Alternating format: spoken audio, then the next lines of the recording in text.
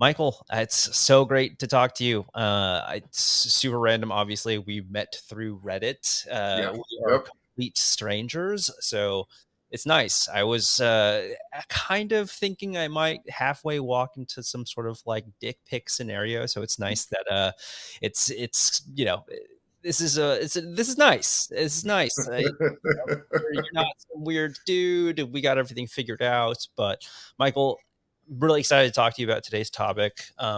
Homelessness the homeless situation is, I don't want to say a hot topic, but it's definitely something that people talk about behind Yep. closed doors, and it's not something that people are comfortable talking about publicly.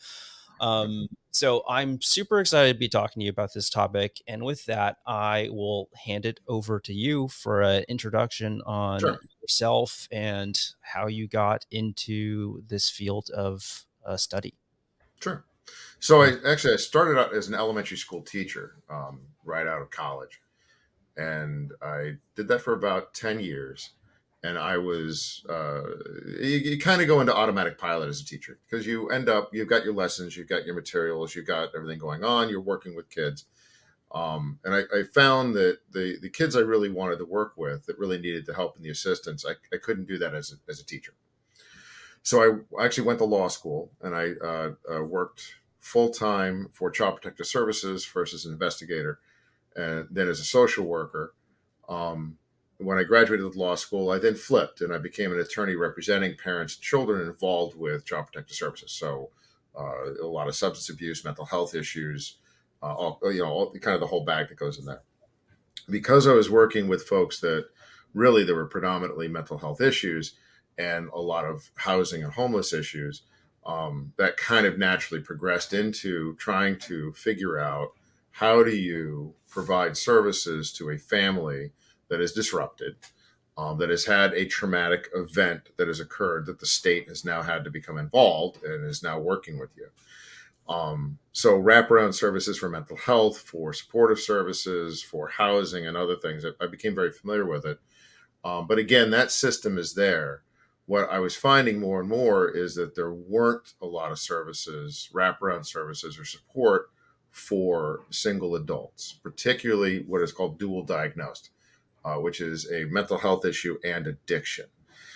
So I took a contract with the state. I was in Connecticut at the time. I took a contract with the state of Connecticut to become a conservator. So in the system in Connecticut is unique. Attorneys serve as conservator of person and estate for individuals who have been deemed to be unable to make decisions for themselves.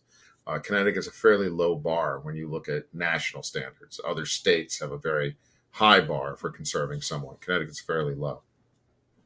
So what ends up happening is, as an When you say attorney, like fairly low, like what are the requirements for something like that? a medical doctor or psychiatrist has to determine that you have difficulty understanding or finances or making poor medical decisions. And one of the triggers is homelessness. If you are persistently homeless, that is a basis for becoming conserved. The concern is that your decision making is not where it should be. You need assistance when it comes to housing, medical, bill payment, that kind of thing. The goal of any conservatorship, probably the most famous one, is Britney Spears. The goal is always to end it. The goal is to get the person stabilized to a point where they can work on their own. I don't know. I I think Brittany's dad was probably not trying to end that. Well, yeah, Uh, there's a prolong whole, and then based on some of the videos I've seen of Britney lately, I'm like, maybe we should have it. just changed Yeah, it was conservators. the knife Yeah. video that was Well, wild. Yeah. there's a new one every week. Sorry, it's the goal is so I've got clients that I've had for a very long time who they actually are capable of, but once you have a conservator, the person has to go end it themselves, and they're perfectly happy having someone get their income, take care of the bills, pay everything, file for Medicare and Medicaid, and you'll take care of all the stuff. Like, hey, I don't have to worry about that. I got you to do it. So I have a good relationship with a number of my clients. My clients are split. Half are dual diagnosed, primarily schizoaffective with substance abuse. The other half are a lot of elderly, particularly older women who are in nursing homes or ready for nursing homes who need to be transitioned in. Were it not for the assistance, they may actually end up homeless before hospitalization and Is this housing. usually like just due to poor financial decision, or like, what is the reason for that? I guess why is it disproportionately women? Is there like any data to suggest why that might be? No, I mean I can give practical experience to it. It's actually fascinating. I've had a number. When I say a number, 30, 40 over 10 years. Women whose husbands were the primarily. Now keep in mind, this is another generation. These are folks in their 70s and 80s. Mhm. So this is a step back. Whose husbands took care of the accounts, took care of the banking, took care of all that stuff, the financial stuff. The husband passes away, and they're literally like, I don't know what to do. So there is a voluntary conservatorship. So they can go to probate court and say, hey, I need help with this. So they sign off. Someone like me would come in, look at all the accounts, straighten everything out, get the insurance policies, make sure everything is done, and basically teach them how to, write the checks, where the accounts are, get all that information for them. That might be a couple months, and then they discharge. I'm gone, or the conservator's gone, and they're on their own. What happens Well, though some people is, might even prefer a conservatorship to like a relationship. That actually sounds kind of nice. You yeah, figure out all my stuff. I don't need to deal with your like your shopping. exactly. It sounds not so bad. Sorry, continue. No, it's okay. So what ends up the other side of that is you have folks that are single, they're disassociated from families, so they didn't have kids, or their kids are gone and not communicating for one reason or another. You have early onset dementia. You have other issues that occur. They're isolated in an apartment, so they're deteriorating quickly. So what'll happen is a medical doctor, or psychiatrist will say, hey, you need a conservator. The goal there is to stabilize them and keep them in the community as long as possible. If they do go to a nursing home, most states have an equivalent of something called money follows the person. In other words, so nursing homes cost about $14,000 a month. If you're on Medicaid, All right, can you state say that again? How much do they cost each month? 14,000 $14,000 a month, and they can go up from there depending if you've got private rooms or anything else. Or So down? when well, so not to rattle out conspiracy theories, but Please, when please you do, please do. Let's hear. so Medicaid, so there's Medicare and Medicaid. Medicare is federal. Medicare is what you get with Social Security. There are some instances where people are eligible for Medicare if you are under the age of 65. That's usually in the case of grave disability. But for the most part, Medicaid, which is each state's program, pays for whatever's going on in the state.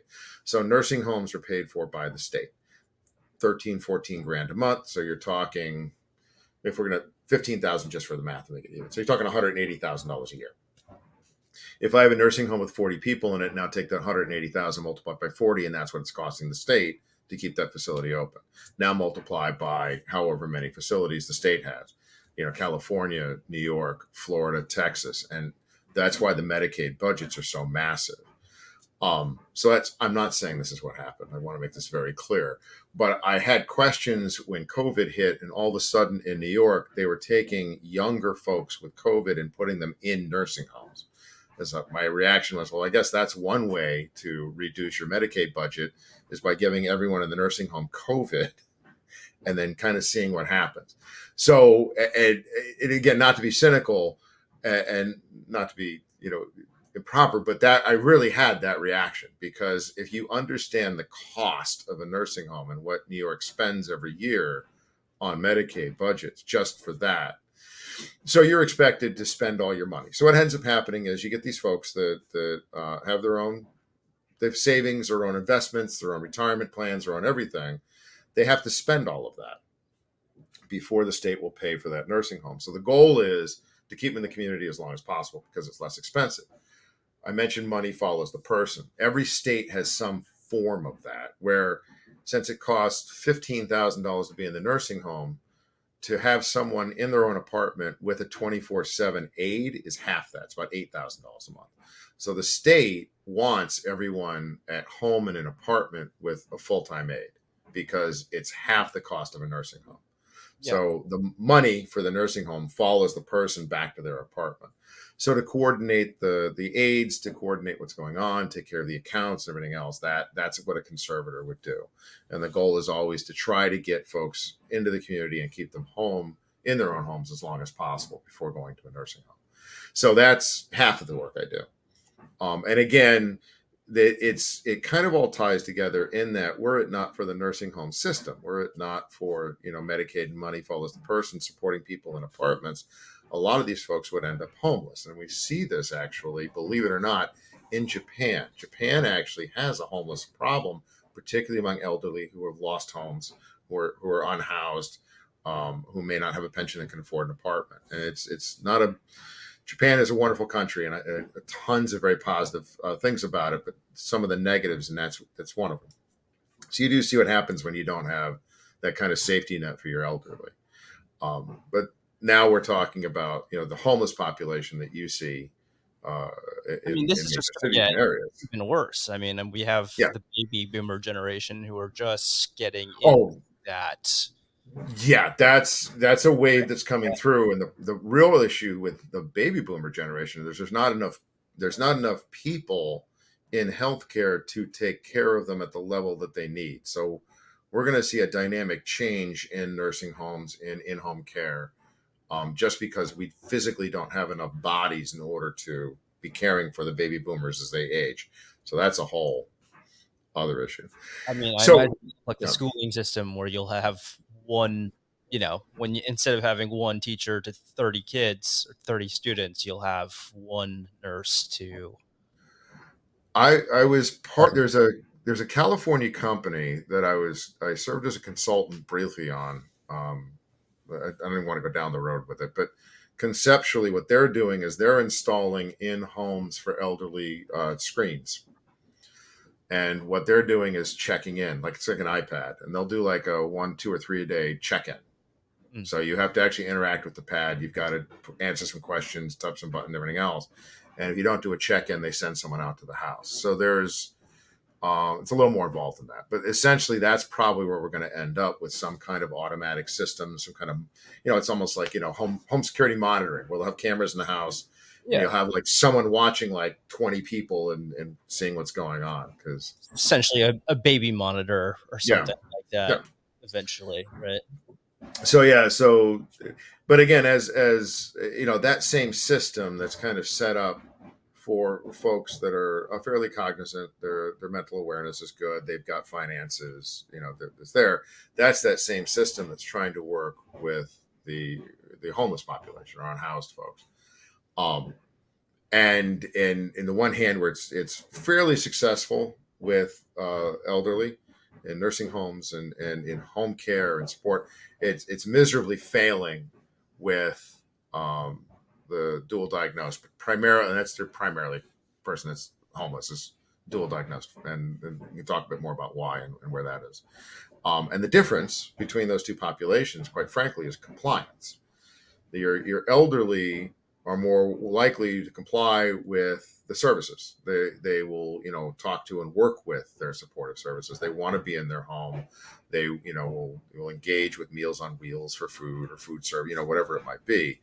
On the flip side, with your dual diagnosed folks with profound homelessness, they are not engaging. They're less likely to engage, and as a matter of fact, even if you offer them housing, will probably refuse it.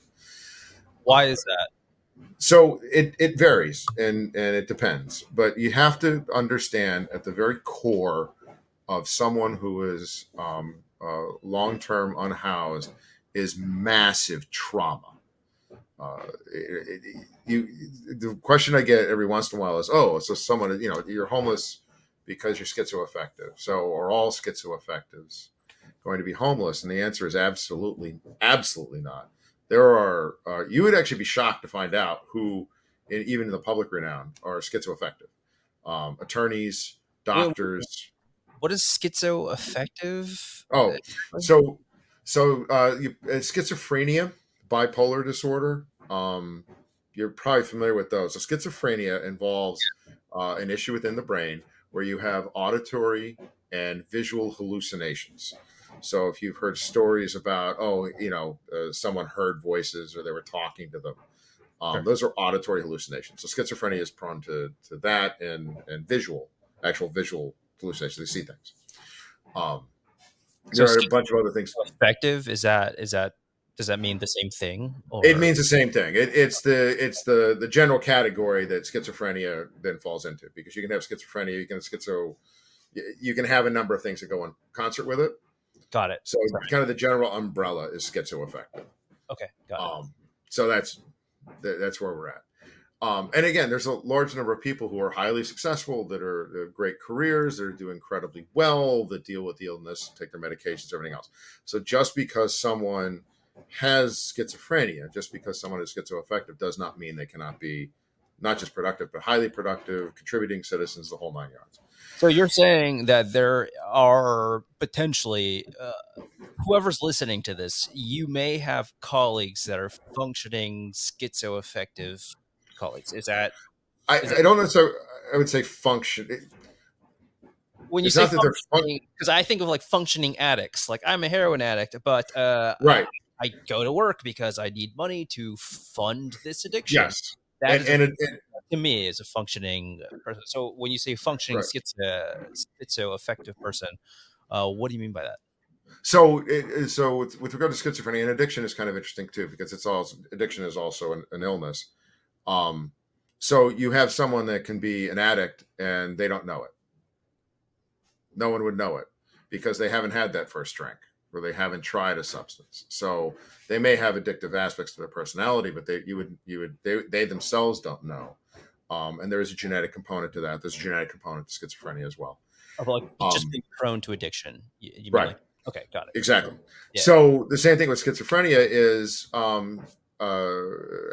different cultures react to schizophrenia different ways. One of the things they have found is that in the West, a lot of schizophrenia, a lot of the voices, the auditory hallucinations are demons. They have found in Eastern cultures, and particularly in India, there are actually happy voices. That So sounds there's nice. no negative. So it is kind of interesting when you start looking at it. So just I wonder because why that someone is. Why do you think that might be? I have no idea. I've heard it. It's been explained that way to me. I don't have a mental health background. I'm not a psychiatrist, so I don't delve into that. But it's been explained that way to me. So again, just because you have auditory hallucinations, quite frankly, a lot of people with auditory hallucinations recognize, hey, I've got an auditory hallucination. This is a problem. I need to do something about this. So that's what a lot of the medications and the therapies do. First of all, recognize, hey, I'm having a hallucination. I need to stop. And secondly, I need to deal with this and work through this. So when you have folks that are schizophrenic, it's not a disability in that they are limited or there's a problem. It's that they are prone to have moments where they will hear voices or may have a visual hallucination, and they recognize that. So again, not a negative. There's a number of very famous people who have had schizophrenia and not just been functional, but again have excelled in their fields. Yeah. The difference is the trauma aspect of it. Trauma is devastating when it comes to a number of things, but when you've already are prone to a mental health disorder and you have an addiction on top of that, to then have the trauma history is really what we're looking at. So if you wanted to paint a very broad brush general picture, your typical person who is homeless is usually dual diagnosed, mental health and addiction, and has a history of trauma. So just because you're an addict doesn't mean you're going to end up homeless. Just because you have a mental health history doesn't mean you're going to end up homeless. But the odds are, if you've got both of those with a trauma history, you're going to end up in a homeless situation. So, as just a quick example, I've got a client who had a profound, just in the worst possible childhood, physical and sexual abuse, all kinds of just in and out of foster homes, just bad stuff. So he cannot be alone at night. So if when the lights go out, which Not he be can't do, okay. right? No. So when the door gets shut and he's alone in a room, all of that comes back. That trauma history comes back. So what he will do is he will drink outside of an emergency room to get intoxicated enough to be able to walk in and spend the night, because if he's in a hospital, he's safe. When the hospital gets burned out on that, and they can never refuse him, but they'll bring him in, sober him, and then discharge him. So he's not getting a bed, he's not getting a meal for the night, he doesn't have somewhere safe to sleep. He will then go do something mildly obnoxious like punch a cop, so he gets arrested because he's safe in jail. Yeah. No, I'm So sorry. It's no, not no, it's not funny. Yeah, he's but careful about it. No, and genuinely, calculated. he It's strategic. yeah, and Yeah. he's never injured. He's a big guy too, but he's never injured anyone. But that's how he compensates for his trauma. Is he's got to do something that he knows will keep him safe. So hospitals and jails, prison, he feels safe in, because he's locked away, and whatever that boogeyman, that bad person is from his trauma history, can't get in to get to him. And he has an So attorney like yourself to go for advice, to be like, what are some crimes that I can commit? no, no, You know, a couple I days in jail, just overnight. I don't want to be here long term. You know, no. see someone. So so what interesting, because he was 9 month running, where he would hang out with the boys during the day, and he would do his thing, yada yada. And he would, about 11 o'clock, it would sometimes 11 and 1 in the morning, he would go emergency room, get drunk. They have to call me for permission to treat. So, and my phone's 24/7. Like I've got to be available at any time for emergencies, particularly medical emergencies. So my phone would ring sometime between 11 and 1 in the morning. And it would be like, hey, so and so's here. We got to get permission to treat, every night for 9 months straight. So He would. You got phone calls about every night, this every night for nine every night months straight. for Wow. 9 months straight, 11 to 1. So I was highly motivated to get him somewhere stable. And at one point we had, I'm not kidding, there were 25 professionals on a conference call. There was a social worker from every hospital in the area. There was the social worker from the public defender's office in 3 different towns, and 3 different social workers from there, community services in 2 different towns that he's like. We had this massive meeting to try to figure out what to do and how to do it. And all of this is set up. So when I talk about how the system is designed to help, that little old lady who, has some money and needs, is going to be going to the nursing home or get supportive at their apartment, their home, that system works.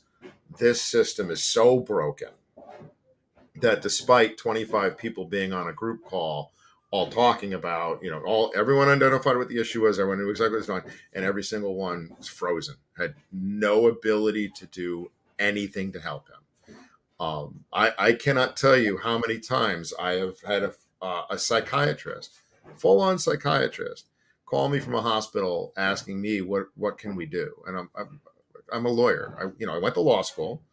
I went to undergrad, then went to law school, and if you want a legal opinion, ask me a question, and I'll pull my expertise, and I'll go out and do some research. You went to school, undergrad, grad, and then medical school, studying this. So why are you calling me and asking me for advice? That's how lost the mental health profession is at this point. The burnout rate is insane. People are getting in and getting right back out, unable to deal with kind of the massive amount of issues that are involved in what is happening. Um, So so what is being done? I guess, is there anything being done? Because those are like completely different issues, almost, right? On one they hand, are. One system works, one system doesn't. The difference between the two systems that run side by side is one party is compliant and wants the services, and the other party is refusing and doesn't want the services. so I'm guessing this is well known within that industry, Oh right? yeah. That so what's being done about it? Is there any movement? No. What? So here's how we got here. In the towards the end of the 60s, early 70s, the hospitalizations, essentially all these folks would have been in a hospital. Some long term, some short term, in and out. But at the end of the day, that hospital was kind of the safety net.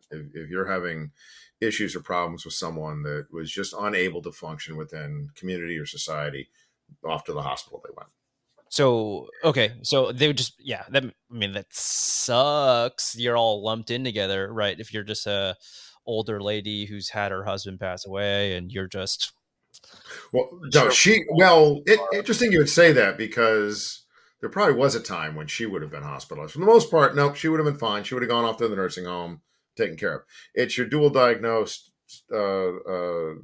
schizoaffective and an addict with trauma. That's who's going to the hospital. So this population that you currently see homeless on the street would have been sitting in a hospital. Mhm. The idealized hospital was, you got a room, maybe with a roommate, you got your meds done, you got, 3 meals and snacks a day, you had all kinds of activities that you could engage in. You can go out on the grounds, you can go here and there. But for the most part, you were in a very, very highly structured, isolated environment. The reality of it was that there were insane amounts of abuse, physical, sexual, emotional. There was experimentation that was going on. It was just kind of a hands off, this just horror show that was going on. And it's actually Geraldo Rivera, that's how he made his name, was investigating a hospital on Long Island. That was not unusual, pretty typical representation. So the reaction was, this is awful. The system is broken. We can't have these hospitalized. So we're just going to eliminate all of them. And what we're Yes. going to do, Yeah. what was that? I was being sarcastic, but I said that's Yeah. a solid solution.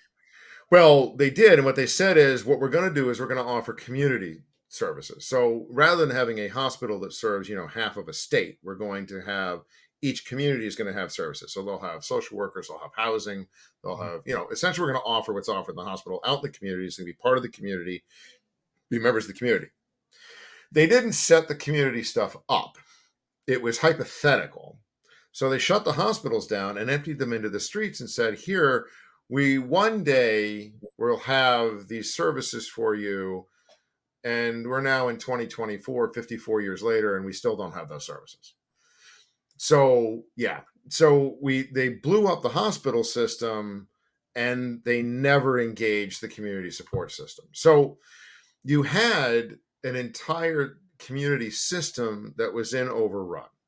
And this is national? That happened across the country, or Yeah. is this a state by state thing? No, this is national. This is what happened. This is hospitals were all closed across. They used to be state hospitals. The states actually ran and sponsored, and they would break them up. There'd be children's hospitals. There would be adult hospitals. There would be elderly hospitals. There would be different types of hospitals. There'd be different types of um, um, there'd be differentiation between like a severe mental health hospital, a criminal mental health. It was they were very refined, So but they eliminated everything.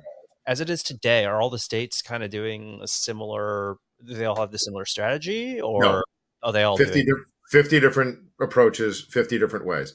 So Connecticut does still have a hospital system, kind of, but it is all short term. The goal is always discharge. The goal is that you cannot in the United States you cannot have long term care in a hospital setting for a mental health issue. That is, there's a number of federal safeguards laws, and then there's and actually a federal organization that was set up that is state. They're in each state. They actually go to hospitals, they interview, they make sure everyone's taken care of, that this is not long term, that there's a discharge plan going. So the goal is always, even where there are hospital systems, the goal is always it is short term and there's a discharge plan, and as soon as they can be discharged, they will. Well, So the question you probably have is, well, how do you go to a hospital? So here's how you go to a hospital currently in 2024 in the United States.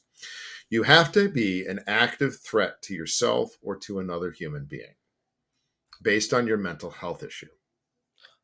okay. Is that So okay? Sorry. to give you an example, person at group home gets into fight, says, I'm going to kill this other kid. Police are called. They're taken to the hospital. At the hospital, the person says, nope, I'm fine. I didn't mean it. I'm not actually going to do it. Individual calls mom and calls conservator and says, if I go back to that home, I'm going to kill that kid. Mom and conservator call the psychiatrist and say, he's calling us and telling he's going to go. The psychiatrist says that is not based on his mental health. He recognizes that wanting to do it is wrong because he's lying to us. So criminality is not based on mental health. So just because I have the criminal intent to do something does not mean I'm mentally ill. They're two. You have to separate those things out. So if as a result of my mental health issue, I'm a threat to myself, suicide, for instance, or I'm a threat to another person, homicidal ideation, or just because of psychosis, I might do something that might harm another person, that is hospitalizable. But only until that person is stabilized. Once that person is stabilized and is no longer a threat to self or other, they are immediately discharged. It may be discharged right to the street because they have no housing, and that does happen. Um, it's not unusual, as a matter of fact, for clients to say, if I would leave the hospital, I just want to go out to the sidewalk. I don't want to go anywhere. That's a whole other issue. So there was a hospital system that existed that, well intentioned, was not good. They closed the hospitals to send everyone to community resources, which didn't exist, still don't exist for the most part to this day. And now you've got an entire population of people that are with mental illness, with addiction, severe trauma histories that are on the street. And because of, like the client I gave the example of, he can't be in an apartment, not because he's a bad guy. He's not. I actually really like, he's really funny. When he's sober, he drinks, he's a whole different picture. But when he's sober, he's a super nice guy, very, very funny.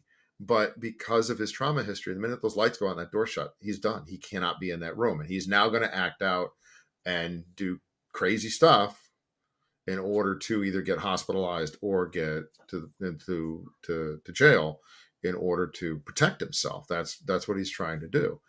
And every person you talk to, that if you run into that is in a homeless situation, you're going to find that there is mental health, addiction, and then a trauma history. But so the mental health system, the first one I'll tell you, is so overwhelmed because they don't have resources and they can't make someone do something, and they don't have enough resources as it is. They are what they call client. There's a bunch of different terms for it, but essentially it's client focused care. The client drives the care. The client has to ask for something in order to get it. It's the only way they can survive, the mental health systems. So if a client says, hey, I want help with housing, there's a housing provider, someone's going to help them, hook them up and everything else. But if the client says, I want to do drugs, the best that the system can do is say, okay, let's make sure that you've got clean needles. Let's make sure there's Narcan. Please make sure there's, phone services you can do that'll check in when you're using to make sure that you're okay, that you haven't OD'd. Let's make sure that you understand, there's fentanyl test kits now that you can take a little bit of what you're going to use and drop it in to the water and test strip it just to make sure there's not fentanyl present. So that's what it is. And I think a lot of folks feel that is kind of a form of enabling, because the person is on the street using drugs, not taking their medication, at risk of all these things. But that's the way the system is set up, because that's all the system can do. It's all the system is able to do right now. Yeah. Well, addiction's a weird thing, right? I mean, Yeah. you can say the people know that they need to stop for the most part. The ones that want to quit. I mean, I feel like anything Yeah. you say to them, they already know. It's just up to them. Maybe I'm completely wrong on that, but Well, I mean, everyone's got their highs and lows, and I think that's part of the problem with addiction and working with addicts is that you got to recognize you can't be judgmental. I mean, addiction is tough. It's an illness. It's so, and you're going to have moments during recovery where you fall and use. So some of the best folks that I've worked with and that I really, really admire and like, counselors that work with addicts, are the ones that'll say, oh, if you're going to use, just please let me know you're going to use, so I can make sure you're safe, and make sure that you got the test strips and the Narcan and the phone numbers and everything else. Because otherwise, you're going to end up in a situation where the person's going to now lie to you about using. They're going to use, but they're going to lie to you now, and now they're going to be unsafe. So now you're in a situation that's really bad. So recovery is a really wild thing. It's ups and downs. I mean, the statistics on recovery are very, very low that someone will successfully recover. The programs are there to assist with it.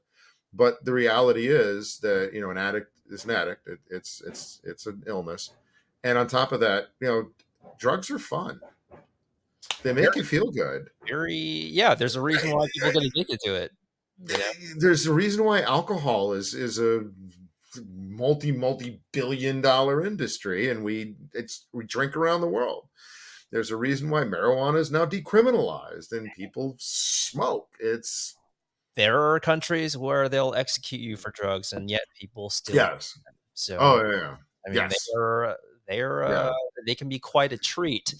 Have you heard about? I saw something in the news recently about um, maybe it was Tennessee. I can't remember what state it was, but I think they were thinking about making it a misdemeanor to refuse help if you're homeless. I don't know if you've heard anything about that. Does that No, no? that'll backfire because there's you can't. I vacillate back and forth, particularly working with some of my clients. So I have a contract. I have a contract in Minnesota. Minnesota is this wild. I love Minnesota system. Minnesota's got this fantastic system that I love to death. Um, What do they you, do that's so different? so they've got stratified levels of care that are fascinating. They've got essentially what they've got are people in the community that might have like a house and they've got like a couple of bedrooms, or they might have they might own two or three homes and they're providing care. They have licenses and they have different types of licenses. And then if anywhere's got a model for kind of community supportive services, Minnesota's like kind of doing it. They have one of the licenses is adult foster care, so AFCs, and essentially they're like a kid's foster care. You have someone that is there in the home. They get their own bedroom. It's their own space. They have community meals. It's like being in a group home. And then you've got someone that's kind of there keeping an eye on everything, making sure everyone's hitting their schedules. They've got the rides where they need to go. A lot of them work, so they've got jobs. They're out the door to their appointments or doing what they need to do. So they're in the community, which is what they're. I mean, that's where everyone wants. That's the ideal. They're supported by what's going on in the home. They have activities and someone kind of motivating them and keeping them going. So they have all these options and these supports. So they've got different types of licenses and different levels of care. I was at one where there was again, you say mental health, and then I think it's such an inaccurately broad brush because it's not about the mental health; it's about the trauma. Because someone can have a mental health issue and they're okay. A lot of mental health is brought on by trauma, but you can have someone that has a mental health issue. Like depression, and they're okay. They can function. They're good. They get medication. They're on the therapy. You would never know. You would never ever know. So I kind of hate that mental health broad brush thing. But you've got people that have these severe and pervasive trauma histories that are really what's kind of driving what's going on. And this one house I visited, one client in a house. She has the house, and she's on a 3-to-1 ratio. So she has 3 workers on the clock at all times for her. So still not as expensive as a nursing home though. But that's to keep her safe, staff safe, and keep her moving. And kind of she can be a little exhausting. She's very high energy. So they kind of rotate through and make sure she's got activities to do and goes in the community when she wants to and does her shopping and does her meal preparation and everything else. So their system is really interesting. But again, like any system, it's voluntary. The people have to be willing and want to participate. So if you have something. What do you feel like is so effective about that in particular? Is it like the structure, or what do you think that is? If you've got someone who is not, I mean, impulse control is an issue. That's its own thing. If you have someone that's not prone to impulse control issues or anger management issues, so let's eliminate impulse control and anger management out. And so that general population, that's it. If you have someone that you can get to meet with success, I'm living in a home, I have my own room, I am getting regular meals.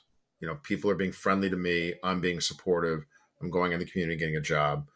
Those are the things as people we want. We want our dignity. We want our self-respect. We want our success. So you're going to find in that population, if you can get them those things, they will respond to that. Particularly when they're self-seeking and they're earning it themselves, and not giving anyone anything.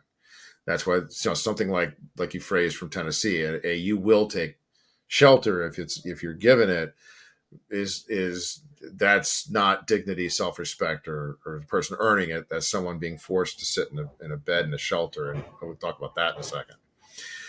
So that's successful. when you start moving impulse control and anger management issues, um, that requires a specialized level of care and intervention, because someone with impulse control, if they're having a bad day, can do $6,000 worth of damage to the room. They can blow all the sheetrock out. They can rip stuff off the wall because they're having a bad day.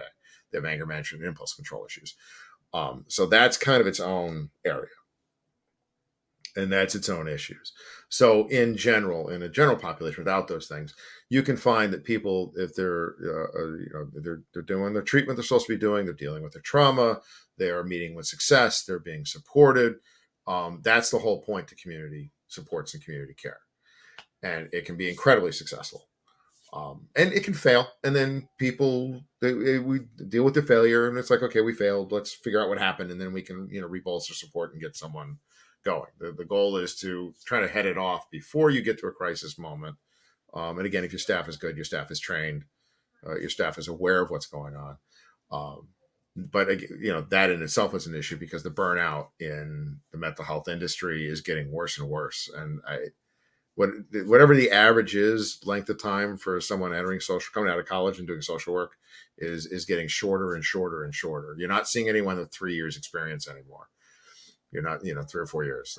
That's it. You're getting people down to like 2 years, 18 months, 1 year experience, and they're quitting and going to do something else because it's incredibly demanding. It's incredibly frustrating at Are times. are is there like less graduating students getting into the Oh fields? no, no. There's always more than you can shake a stick at, because there's a ton of people out there that want to be helpful. They look at a situation like, I want to go out, I want to help these people. Some of them are personally motivated. I think people that are personally motivated by their own trauma, or that have family that have been in the situation, they're more likely to make it. People that are, kind of coming from a naive base of, oh, I want to get out there, and it's just they're only homeless because they don't have an opportunity. I'll give them that opportunity, and it's like, you're in for a very startling, eye-opening experience. As in the first 3 months, you see the difference in those. The folks that have some experience or understanding, they're okay. They're a little frustrated maybe, but the folks that are coming into it like, I'm going to save these people, and like 3 months in, they're like, I'm quitting this job first opportunity. None of them want to be saved. It's really fascinating. I don't know if you know the numbers, but just like anecdotally, I guess what percentage of the homeless population that you deal with are suffering particularly from this trauma, addiction, and mental illness? 100%. 100%, as opposed to just like folks that are just addicted, gambled their lives away. I guess, is it of the unsheltered folks out there? Is it how high of a There, percentage? there are so many support services in place. If for whatever reason you had a massive amount of trauma to you, like now, like earthquake hits, drops your home, you lost your job, your cars are destroyed, your bank accounts got emptied, like you're literally at zero. Um, I, I could have you housed in a week, and I could have you with job supports and everything else. Within a year, you will not be back where you were, but within a year, you'll be recovered enough to be like, okay, I'm going to make it. And I'm talking 50, 60, $70,000 worth of state, federal aid support and everything else that could come to you.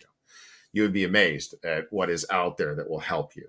And that's you as a single guy. If you were married, if you had kids, everything else, like it's even more faster. Will flood in to assist you. We're seeing that actually with a lot of the illegal folks that are coming in. They're getting housed, they're getting taken care of, they're getting food, they're getting legal supports, they're getting all these other things. That system is already in place. You said illegal? Is that what The you said? illegals, yeah. So the folks are all coming up over the border. The millions of folks are coming into the country that are, spreading throughout the United States. Mhm. Everyone goes, I don't understand how are these people meeting with success? Because the system's already there to help. The same system that is set up to help homeless folks are there. I think LA at one point had housed 1 million undocumented aliens, while there was 40, 50,000 homeless sitting on the streets.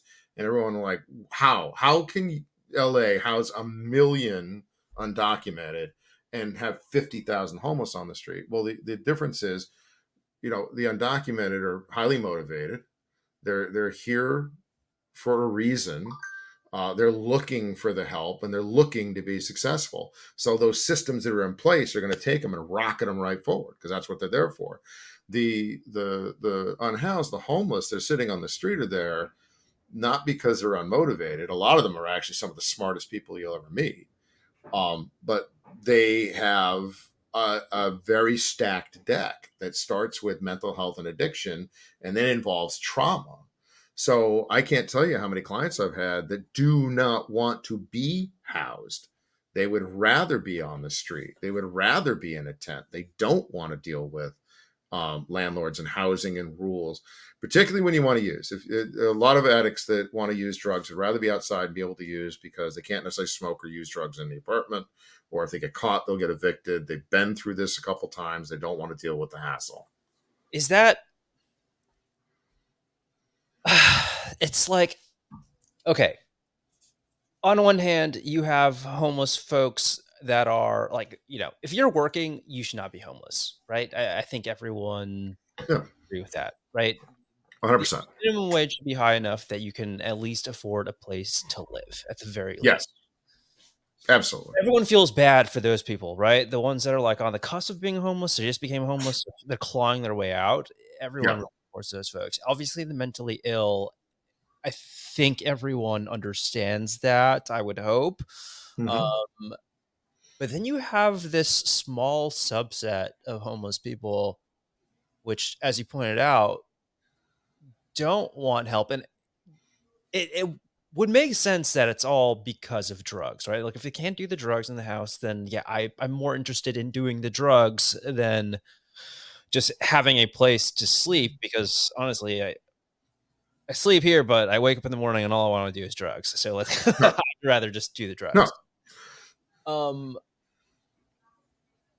I guess like if we just if we just opened it up and said, "Hey, you can do drugs. We know you're going to do drugs. It's okay. Just do them in here." I guess. Do you think that So, so solve a lot of these issues? welcome to the concept of what's called a wet shelter. So here's the problem. So what's Um, the shelter? Sorry. a wet shelter. Okay. So there are two. There's dry shelters Right. and Okay. wet shelters. Now I know what you mean. Yes. A Okay. dry shelter, you cannot use, drink, or do anything else. You have to be 100% sober to walk in the door. Wet shelters, you're allowed to drink, you're allowed to use drugs, you're allowed to be active. So Connecticut at one point had a two shelter system. They had wet and dry shelters. Uh, There was a huge dry shelter in Manchester, Connecticut. It's just outside Hartford, about the middle of the state.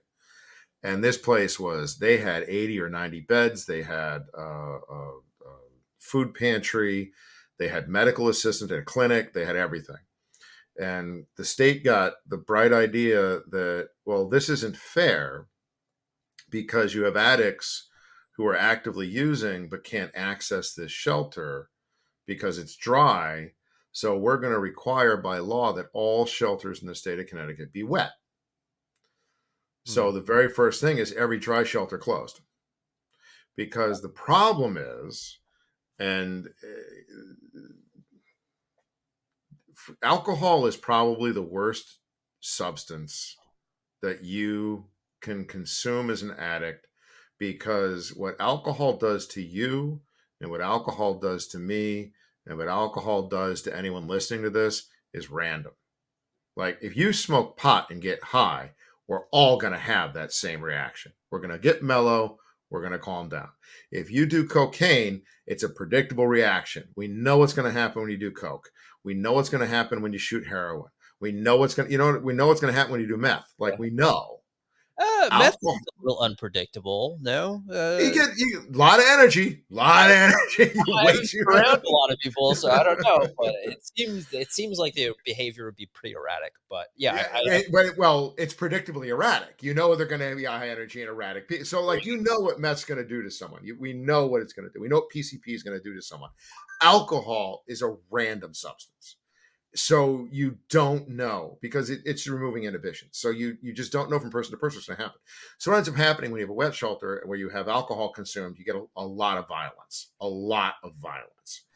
Um, And that's one of the keys, because you're trying to say, well, if everyone in the wet shelter was smoking pot, you're like, oh, you just be a mellow place. Like, walk in, good vibe, it'll be fine. Right. So that's the problem with the wet shelters. There's Is a lot that of alcohol use. solution that anyone is even, I mean, maybe that's obviously maybe a terrible solution. I would feel dumb proposing it, but we're to the internet and we're fucking around. Why not just give them access to less intense drugs, right? And sponsor that. It's like, hey, you get free pot here, you know? So Yeah. So here's why. It's actually fascinating you asked that, and a large number of schizoaffectives use pot because it actually does help with the symptoms. Um, THC is a fascinating substance. Marijuana is a fascinating plant. But Yale University is actually one of the leading forefront um, research places on schizoaffective and schizophrenia. And to a point, they actually have figured out.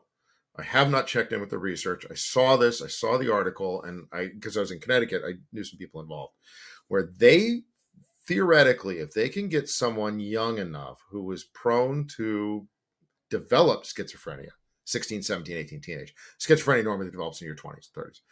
If they can get someone young, 16, 17, 18, they actually had a using sound waves, essentially a sonic gun, aimed at a very specific part of the brain. They were theorizing that if they could hit that part of the brain with sonic waves, it would prevent the onset of schizophrenia. Yeah. interesting. So that's the level Yale is at. Like, that's the stuff they're fiddling around with. Yale discovered that marijuana use exacerbates schizophrenia. It makes it worse. And Really? schizophrenia is actually it's not just a debilitating disease, it's a deteriorating disease. It's kind of like dementia or any other brain issue where schizophrenia you will eventually get you. Like your IQ lowers, your brain function lowers, it's going. So if you smoke a lot of pot, if you're ingesting that as a schizophrenic, they have found that it makes it worse. Like the rate at So, which your brain deteriorates, for lack of a better. well, not only that, but actually they found that if you had the propensity, the predisposition to develop schizophrenia, doesn't mean you will. Just because you could develop schizophrenia doesn't mean you will develop schizophrenia. But they found that if you had the propensity for it, if you smoke pot, it unlocked it. You ended up as a Right. schizophrenic because, yeah. Yeah. So they have found a very negative connection between marijuana use and schizophrenia. Interesting. Fascinating because, again, a lot of schizophrenics utilize marijuana because of the symptoms. It helps with the symptoms. It's very wild area of research. It's I really mean, interesting. it'll be interesting with psychedelic research because I mean, I know that, or from what I've read, things like LSD also do something similar where they kind of maybe unlock it earlier than it would have happened otherwise. Wouldn't wouldn't surprise me. I don't. I know I've had clients who are schizoaffective and have used LSD. I've never heard any stories or anything from them. I don't know that it. I don't know what it does. I'm actually kind of curious that you're bringing that up. I did have a client. This guy was a dynamite artist, and again, if there's any message I can send out when you start dealing with this population, people I think want to look at them and be like, oh, they're dirty, they're awful, they're addicts, they're terrible. Some of these folks are the most fascinating people you'll ever meet. It's just because of a trauma Yeah. history. In addition with this mental, like again, this Oh, yeah. triumvirate of terrible things that could happen to you. I had a client the guy was fascinating artist, I was gonna say, I bet fascinating they make artist. some great, make some amazing art. He worked in he did a lot of found stuff and would build stuff. He worked in wire too. He made his glasses frames for himself that were just absolutely just fascinating. He was a heroin addict, but he had a 4 bag a day habit. So he did maintenance heroin. He didn't like methadone. He couldn't stand methadone. He 4 tried back, yeah, methadone. okay, yeah. Yeah, so he would try it. He didn't like it. Didn't like methadone. Didn't like come off. So he just maintained himself on 4 bags a day and did that. He developed, unfortunately, a great guy. He really was. When I lived in Hartford, I had the house. He would actually come over. We'd sit on the porch and talk. He's a fascinating guy. He passed away, unfortunately. It was very sad. Sorry to hear that. Um, but he was just interesting guy. And almost every client I've ever had, there I get good stuff, like some of the stuff they've accomplished, some of the stuff they've done, some of the stuff they've been, and they know it. Like they live their lives. They know what they're capable of doing. They know the things that they're positive. But that combination of between the trauma, the mental health, and the addiction just drags them, and it's a huge burden to overcome. And So some days, it go ahead. seems to me that there's like obviously the people that are trying to claw themselves out of this situation are the Yeah. ones that I don't know. I'm not studying this field. I'm interested in space, but I'm not in it. But it seems to me like they would be the ones that I would be focusing on the most. Well, they all are. And here's the funny thing. I can't say they all are. I've had a few clients that were absolutely like, I don't want services. I don't want any of this. One of the reasons why a lot of conservatives get involved is because a lot of folks are on disability. So Social Security disability is a fascinating, fascinating thing. At one time, you could get a permanent disability as an alcoholic. So everyone just went, "Oh, I'm an alcoholic." Oh wow. Okay. I, Yeah. Yeah. I can retire at 30. I'm done. I get my Social Security disability. Um, so it's a I don't do the applications. I have law firms that specialize in this area that do. Um, you have to not be working for 2 years, so no income for 2 years. You have to have medical stuff. You've got to have all kinds of things. It's all got to get lined up. You get denied the first time, yada yada.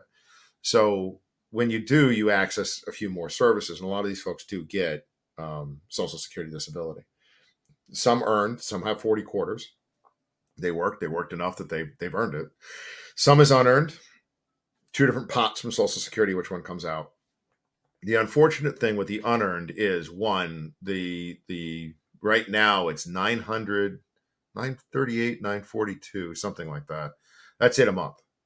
I have to house, clothe, feed, and provide everything, spending money, everything on $942 a month. That's it. Yeah. So when I tell you there's a support system that exists, there's a support system that exists for folks. And that's it. So it's not like some kind of windfall. Oh my God, I hit the lottery. I'm gonna live a life of luxury because I'm on Social Security disability. And here's what's really bad. If you go to the hospital for 30 days, so if something happens and you end up in the hospital for 30 days, or if you get arrested, more likely, and end up in jail for 30 days, they cut the Social Security off. Really. Now, yeah. So if I'm got someone in a rent $400, $500, $600 a month, and they cut his Social Security off, now they're going to lose that apartment. They're going to lose that housing. Very common problem.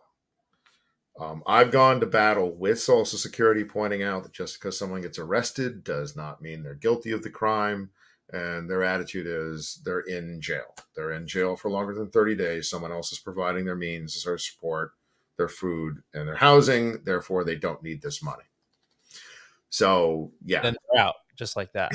Yeah. So a lot of these folks, so you got the guys that are actually out in the street that refuse housing. They have Social Security disability. Social Security sometimes will go look for rep payees. It's called, I'm sorry, representative payee. So someone else has been appointed to receive your funds for you. You are the representative person. You're the payee. You get the money. So you open an account. The money goes to you. You then may pay some bills and go ahead and get the client's cash. The way I function is a lot of folks don't have photo ID.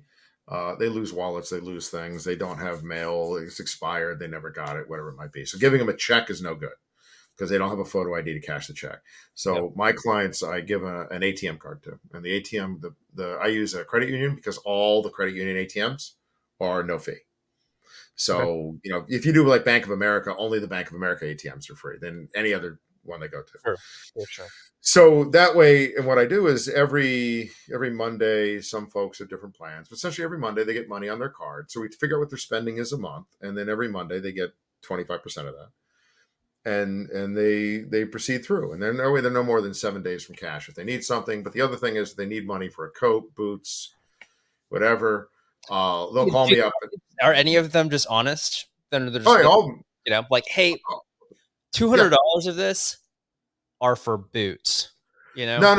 They're on because I with my clients, I got a relationship. It takes some time to build up, and some addicts are just no matter how long you know them are never going to admit that they use. Yeah. But for the most part, it's like, when someone says I need $150 for groceries, it's like, okay. And then they call you 3 days later. It's like, I got no food in the house. It's like, Yeah, exactly. at least I know. At Yeah, least yeah. I know why. Right, right. So you got had a guy who lived in his car because he was a coke addict. He loved doing cocaine and he loved prostitutes. So he lived in his car Hey, those and are yeah, sounds like a fun guy.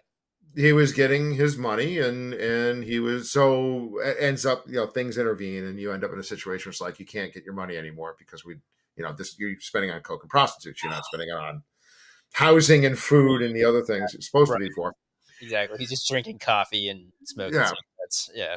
So as a rep pay, then you turn around and try to help them line up. And that's, we need to get housing. We got to get you on, regular food. We've got to get you these, spending plan. We got to get you structured a bit more. It's just the Um, classic quality versus quantity of life, yeah, Some yeah, people might say he's the guy's living the dream, but yeah, no. And I don't think if you saw him in this situation, you would definitely be like, that's not healthy. uh Um, and that was a long road. But again, so you do. So you get the folks that'll call up and be like, look, I want a weekend. I want a fun weekend. yeah. And it's like, all right, like, It's just tell me you're going to be safe. Get run through the list that tells me you're going to be alive on Monday. everyone needs to blow off some steam, you Yeah. know. Well, and So it's their money. Let's be very, very clear. I may get the money. My responsibility is make sure the rent and the bills are paid. The rest of it's theirs. We have agreements where where they save money because they need stuff, but it's theirs. If they call me up and say I want $200, it's like, all right, it's yeah, your money. We can talk about it. Is this a good idea? What do you want this for? I did have a client who was part of a catfish scheme who was sending money to someone on the internet who said they liked them. uh, I I guess put a you stop step in there. Yeah, I guess put a what happened? stop to it. They fired me as their conservator. Oh, fuck. Sorry. No, it's okay. They went to court and they're like, this guy is preventing me from accessing my true love. And I'm like, it's a catfish scheme. I'm trying to save the guy. And the Yeah, court's attitude is it's his money. He can do whatever he wants with it. I have a client yeah. who, What are you gonna do? you can't. She's fascinating. Again, I love her to death. Her mother's funny, very funny. But she in her delusions is convinced the house she was living with was hers. Her mother owned it. Mother sold it, and retired, left the state. So she's been taking the money that I give her for her spending, and she goes down to City Hall and pays the taxes on the house because she believes it's her house and the taxes need to be paid. So I had to. That's been an intervention that's been to get her to stop doing that, and you cut her down enough that you get to where she spends. Yeah. She's spending on food and other things, and then you do what you can. But at the end of the day, the responsibility is just to make sure that they've got some form of housing, their bills are paid, they've got a phone, they're getting food and that kind of thing. Just the bare minimum to make sure that they're accessing it. But even then, they'll fight you on it, and a lot of them will like, I don't want a house. I'm going to go live in the woods in a tent. I don't want to be here. So for the folks that don't want housing because of the trauma, like what are the options for them? Well, those are the ones you see. I mean, you see them.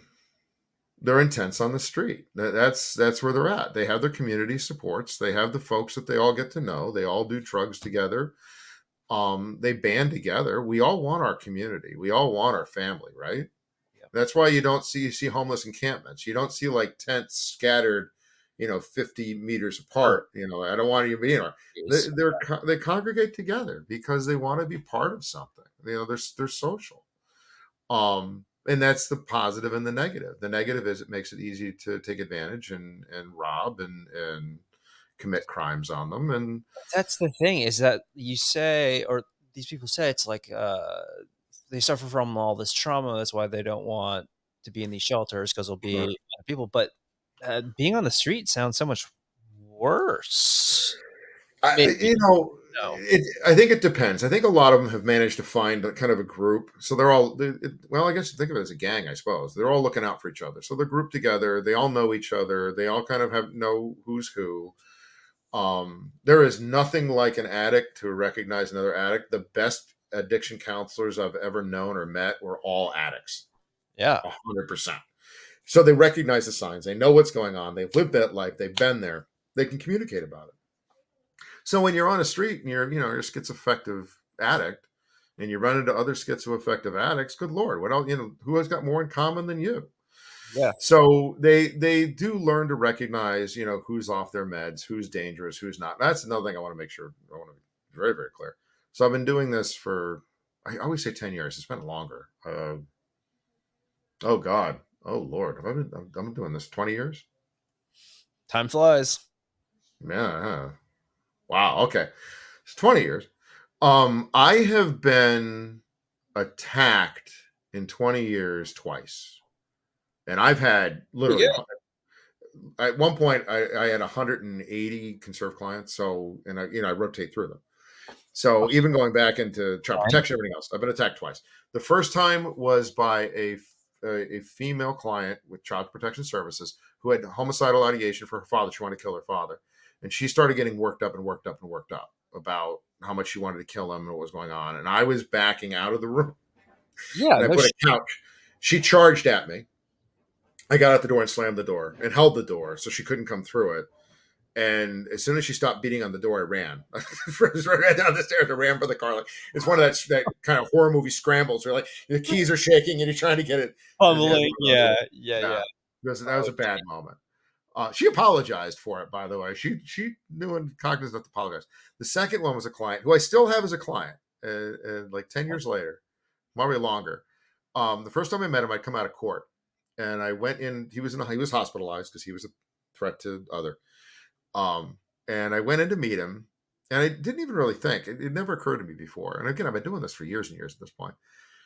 And I walked in to meet him, and nurse introduced me, and he reaches out and grabs me by the tie, and I'm like, I'm gonna die because there's once you've got a lock on a tie, you're done. You can't get that off your neck.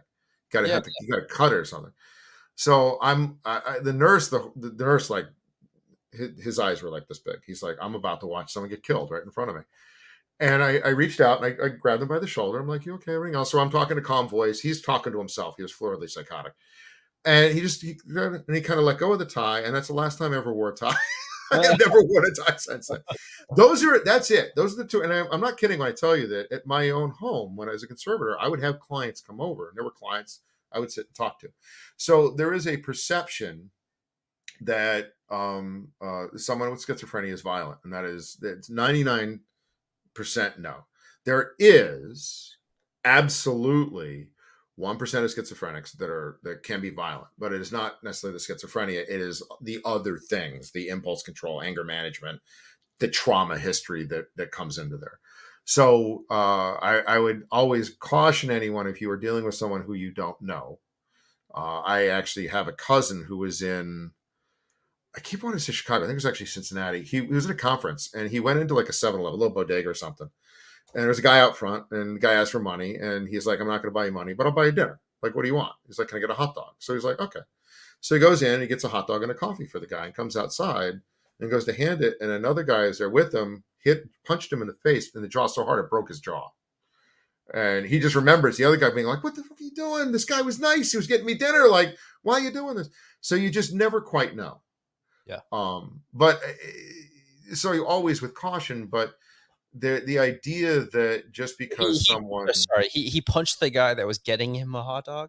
a third guy, A third so guy. he was getting guy A hot dog at dinner, guy B punched him, just didn't like the fact that he was coming out with food, and Got it. Got it. whatever reason, never found out the reason for it or why it happened.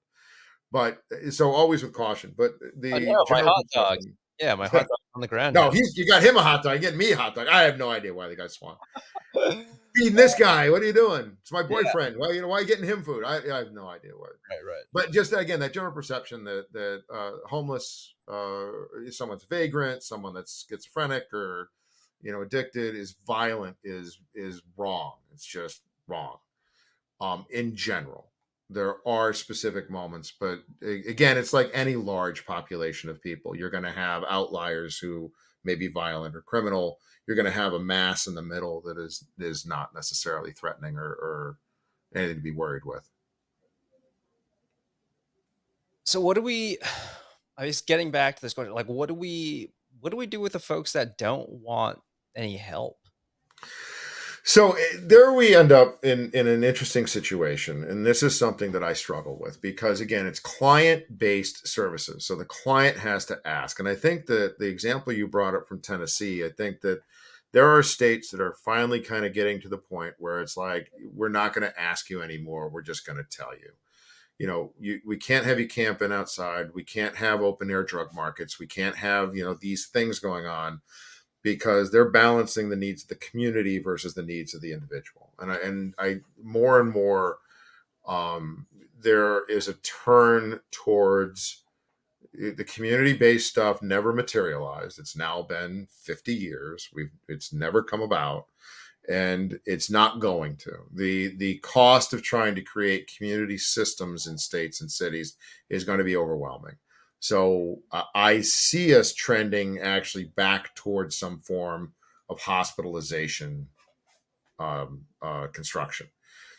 And I see that because more and more, so I work in Connecticut, work in Minnesota, I'm in DC. There's a few other places that, I know, and I do some work. More and more, I am hearing the folks on the ground, the social workers, the case managers, say we need to go back to hospitals. Like when your frontline folks are, their turnover is now 12 months to 18 months. It's as long as they're lasting in the job. You can't keep anyone in the job. When your housing providers are having trouble finding people in order to work with clients, the system is beginning to break to a point where we're going to have no alternative but to go back to that system where you've got to do mass delivery of services in one location. What that's going to look like is going to be interesting. I mean, I don't know.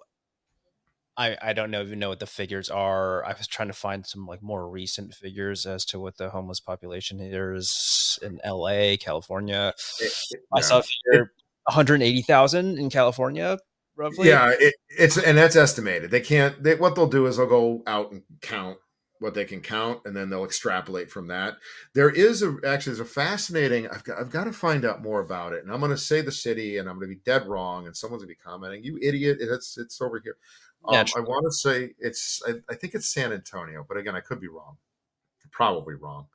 What happened was in the city limits, you can only do so much for shelters and construction and everything else. So this guy, private guy, bought like a ton of property on the other side, on the outskirts of the city. It is in Texas, that I know, and essentially created this community where tiny homes. He built a whole bunch of tiny homes in a community center, and they've got their own like internal security folks that walk around.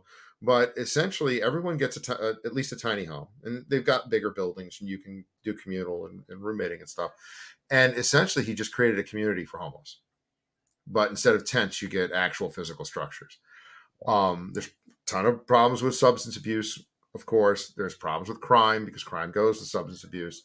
And when I say that, I don't necessarily mean violent crime. I mean theft and burglary and robbery and all that stuff that goes with it.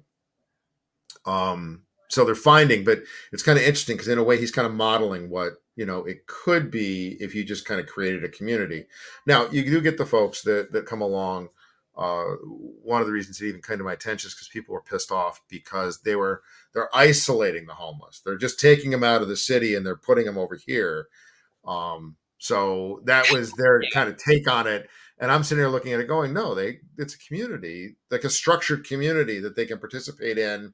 They're getting all their services, nurses go out for meds and this whole thing. So it was very interesting. But I Yeah. think we're going to end up somewhere there. I mean, that's where in obviously doing a little bit of research and talking to you, that's kind of what I was thinking as well. Or like, obviously when I do a little bit of traveling, sometimes there are like places where like, hey, these are the projects. They're a little bit out from the city, but this is where most people live.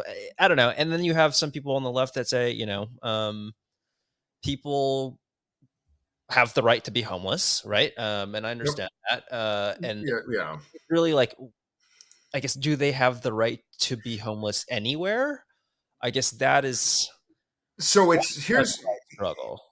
I think this is the kind of the crux of it. This is as I'm a liberal guy. I mean, genuinely a very very liberal guy, and I'm very open minded.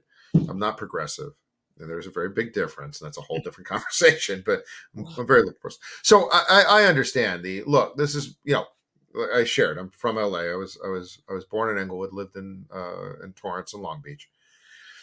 So that's if I'm from Torrance, my grandfather built the house in Torrance on Flower Street. Like he literally hand built that house back back in the day, back before LA was crazy.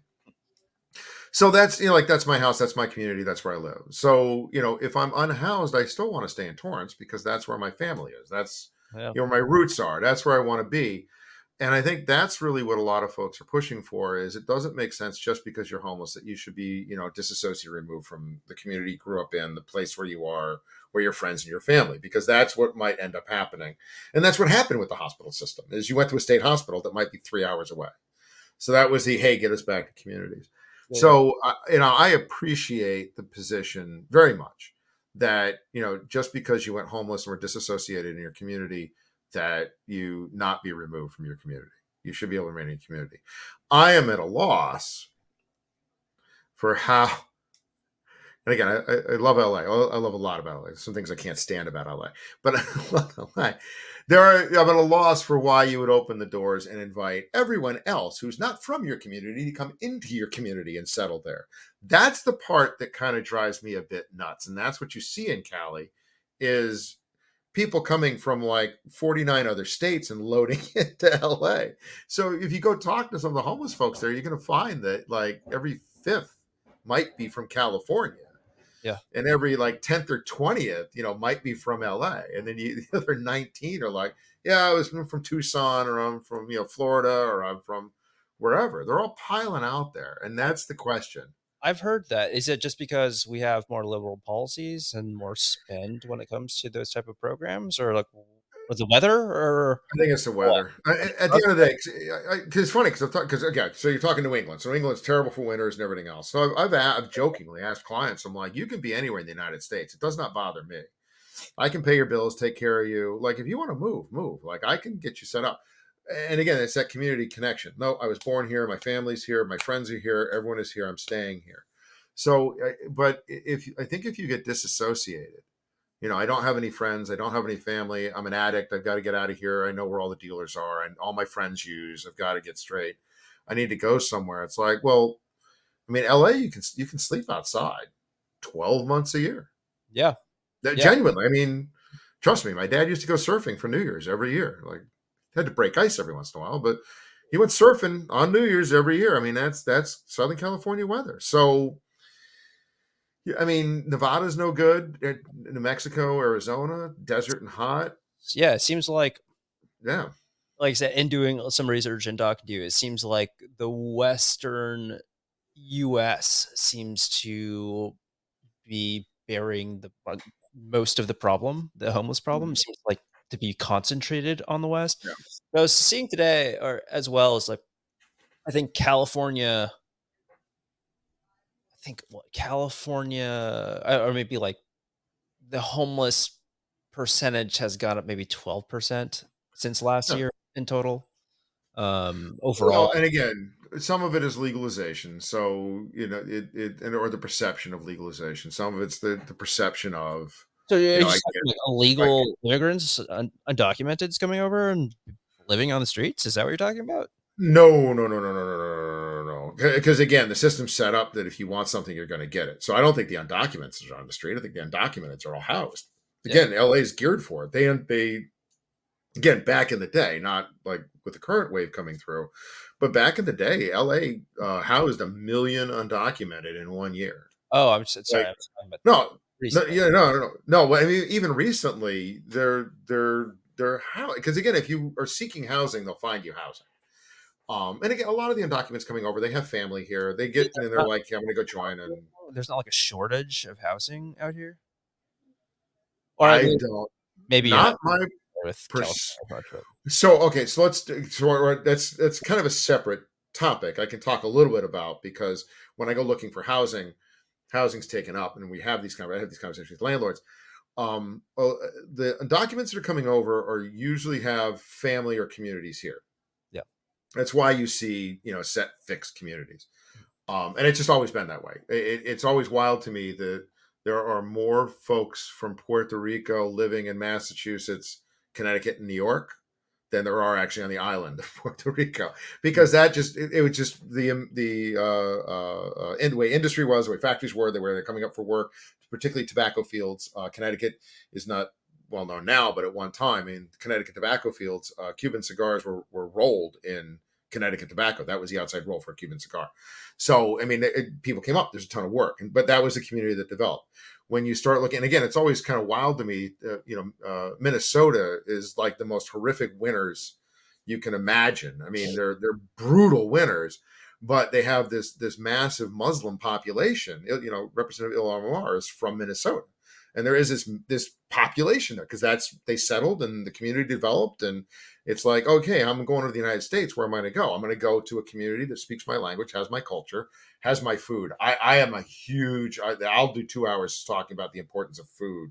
No, really, in cultural and why people will unhouse. People will literally be in a group home and will unhouse over food, over the diet. Oh Really? yeah, yeah, Yeah, yeah, I because can see that. yeah, because if you come from a culture with a certain diet and certain food and certain things you like, and all of a sudden you're getting bologna sandwiches and peanut butter and very bland American cuisine, you're like, the hell with this. I'd rather be out because at Yeah, least I can eat my own food. I'm telling you, that's when you talk about the wide range of why people will say no to housing. I That mean, diet and food. totally. I can imagine if I were in that situation and they were like, "This is a vegan menu," I'd be like, Uh, "Show me the Peace door." out. Yeah, Nope. Oh, I'll try it. But it's like, yeah, hey, can I work in something for like I'll make the meal and yeah. So diet, seriously, there people unhoused over that, and so anyway, so with undocumented, they end up in a community, and I've as an attorney, I've done a wide range of work, and one of the things I've done is work with folks. I had a guy. This is my eye opening. This is my first one. He was a guy was hit by a car. Drunk driver hit him. They got the guy. He ended up sued. Max payout on the insurance policy is $100,000. He was not expected to live. I mean, he was really, really, really messed up. And then after he survived, they figured he would never speak or walk again. He was very, very, very disabled. So when the settlement came through, he was at the hospital. The hospital wanted to discharge him because there's nothing further they can do. Hospitals are about emergent care. They're not about, long-term care. yeah. So they were looking at a nursing home for rehab, and the problem was he was undocumented. And I ended up finding out that he was from Ecuador, and it was fascinating to me because he owned his own business, which anyone can own a business in the United States. Foreign investment is common. You have people from different countries. Helping a company in Austria to come over and enter the United States. It absolutely. So just because he's a foreign national and just because he's undocumented in the United States doesn't mean he can't open a company. He can. But what was fascinating to me was in Connecticut, there's an Ecuadorian embassy because there's so many Ecuadorians there, Hmm. and they go in, and it's like, oh, I need a birth certificate. So you're here undocumented illegally, right? You go into your embassy and like, hey, I need a birth certificate. And the embassy goes, oh, okay. And they get one for you and print it out and hand it to you. And you wander back out the door. Go in, hey, I need a copy of my marriage license, or I need a copy of document. I need these documents. So they gravitate, they end up in an area where there's an embassy because they can get all their paperwork and everything. So once you're here for 6 months, you can work. He started a company. God bless him. Guy was awesome. He had his own company, employed a lot of folks that were not here legally either. So, there was insurance issues and other stuff. I came at the end of it. So I was not privy to a lot of that stuff. But because he had this business, he had this kind of stream of revenue that was coming in that was able to help. Ended up, the company failed because he wasn't running it. Some other stuff happened. And we ended up getting him back home to Ecuador, to his family that could take care of him. He ended up able to speak, not great, but he was able to communicate. He ended up being able to walk. The rehab he went through was actually very successful. They really took care of him. They did a great job. But it was that kind of eye-opening moment when I learned that a large number of folks coming in start their own businesses. They pay taxes, they pay payroll taxes, they hire folks from the community to work. So you have this whole kind of subset of folks that are, they're opening restaurants, or they're opening construction businesses, or doing these other things. So that's why I very specifically parse out kind of these issues, because when you have a population of folks that are here and highly motivated, that want not just to work, but want to start their own businesses, contribute to the economy, pay taxes, employ people in the community and everything else. So those communities have housing available. Yeah. Folks that are coming in are cousins, brothers, parent, whatever else they're coming Yeah. in. I've got I'm in a suburb outside DC in Maryland called Gaithersburg, right below Germantown. These are the two most ethnically diverse cities in the United States. They flat out, you would not believe how many languages are spoken just in the schools that are here. And I did the census for 2020 in the middle of the pandemic. And there's an set of apartment buildings right down the street from me that is all 100% undocumented. I don't know country of origin, and they are 8 to 10 to an apartment. And doing the census on those buildings was fascinating because they don't want to talk to you. You're from the government. They're paranoid about what's going on. But I found if I could get the mail carrier, if I can get the postal worker, they trust them, to walk me to the door, they would at least answer basic questions. How many people living in the apartment? Where from? Just very basic stuff. So yeah, the housing is not in that population is not difficult because a lot of them are willing. Like I'll take an apartment with 8 other people. That's fine. I'm here, Yeah. and I'm going to move forward. I'm going to do other things. So very, very, very different situation. Very, very, very different set of circumstances. Very different attitude. Um, and again, when you start hearing the stories of the outliers, the heinous criminals, the folks coming in, a lot of those folks, if you start looking at them, there's mental health and addiction issues and trauma issues. And again, not to paint a broad brush, but someone that's willing to do some of the things that you see pop up in the news, those are not normal, rational people. There is something going on with them that is driving them to commit those types of crimes. So even within that population, you're going to find those people. Kind of talking about people flourishing in their communities.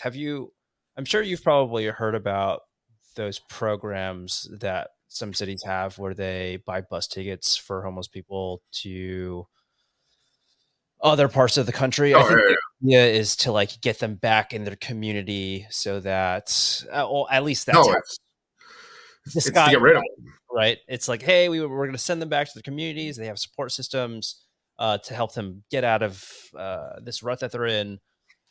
It's I don't know if that's theater, I don't know if that's, them just trying to get rid of the homeless problem by shipping people out of their city while decreasing the amount of money that they're spending on these services, on these programs. Well, it's all Medicaid. So all of this falls under. So Medicaid was originally developed long, long, long, long ago as a way for to ensure that children had access to medical services and nutrition. That's how Medicaid really started. So single moms with kids, to make sure that they had access to health care, that they had access to um, again, food stamps goes back because they literally were stamps, like green stamp. They were literally like a physical book you got that you would tear out and you would turn over. They were stamps. So meal programs and that kind of thing. That's where it started. It evolved into now a catch-all to our elderly and aged population and nursing homes or support in the community for homeless, for just anyone that's at need for something, now kind of falls under that umbrella. So it's incredibly expensive. Um, and again, when you have states like California, and everyone picks on California about it's broke or it spends so much money. California, by economy, if it is outstrips country like other countries, California's economy is insanely huge. So it has money for these programs. That's how it developed. But you got New York and Texas, Maine, huge state, ton of resources, not a large population, but they've got good supportive services. It's great. But when you start looking at like a Tennessee, that doesn't have the massive natural resources that say the other states do, and its industry and tax base is not as large. It's not a wealthy state by comparison. Their ability to support and resource folks in the community becomes limited. So, and again, it's client based. So, if one of my clients came to me and said, "Hey, I want to move to Florida," I've had a client move to Florida. That was a tragic situation for a lot of other reasons. He was originally from Florida and had friends in Florida. So want to go back to Florida. So the immediate response to that is, how can I help you get there? Like, there is no is not an acceptable word. We can't barrier if someone wants to go. The question just is, how can you have a conversation to make sure it's something they really want to do, talk them through it, make sure that they, what's your plan? What are you going to do when you get there? What's going to happen? And he had a plan. I mean, he really genuinely had friends. He had actually someone come up, pick him up and bring him back. So you don't stand in the way if someone says, hey, if one of my clients said, hey, I want to go to LA, I want to go to California, I'd be like, oh God, why? I tell them every horror story I've got.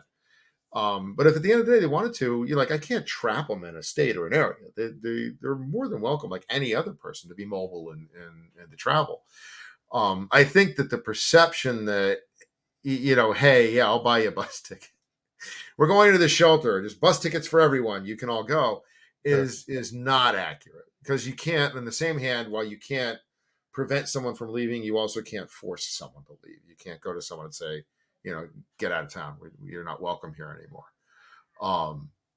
So again, in general, does it happen? I'm willing to bet. I could probably rattle off a couple of case managers or folks that I've worked with over the years that would be the first ones I would say, yeah, they're trying to clear the caseload by handing out bus tickets and getting everyone out, so they don't have to work anymore. I wouldn't shock me. But in general, the goal, you can't barrier someone from moving, but you can't force them to either. So, in doing this work for so long, I mean, what do we do? Like, what are some solutions that I guess you propose, or is there like any type of legislation that we should all be, I guess, keeping an eye out for? Should we be messaging our local lawmakers? What do you suggest? So I've said before, I like the Minnesota system, and I'm doing some work in Minnesota, which introduced me to it. And what they've done is they actually probably come the closest that I've seen. And again, I haven't been in all 50 states. There may be states and communities or even closer to community services. But I feel like Minnesota, the Minneapolis, St. Paul area has probably come the closest to true community supports. So they've got case management services. So the city of, the county, actually, Ramsey County, Hennepin County, which is the counties that sit on St. Paul and Minneapolis, have case managers themselves, and then they have contracted case managers in order to work directly one-on-one with clients who are in the community. And then their community supports, the housing itself, are just literally people in the community that have houses, buildings, or rooms that are available. They go get licensed and they're able to host them. So here's what we are in the process of doing. Crossed fingers, we're going to be able to pull this off. I'm going to say it. It's going to sound like the simplest thing in the world. You'll be like, how can this not be working? And you're working with bureaucracy and government. That's why. So one of the problems is that you've got probably 2,000 housing providers in the area. And then you've got 15, 16 case management agencies in the area. When you're a case manager and your average turnover is 18 months, you don't build up a lot of institutional knowledge. So if I'm housing clients, if I come in and I've only been there for 18 months, I might know 2 or 3 out of 2,000 housing providers. I might know 2 or 3 because that's who I've met or have been exposed to or I might know. And then I might go to my colleague who's got, 6 more months than I do on the job, and they might have 1 or 2.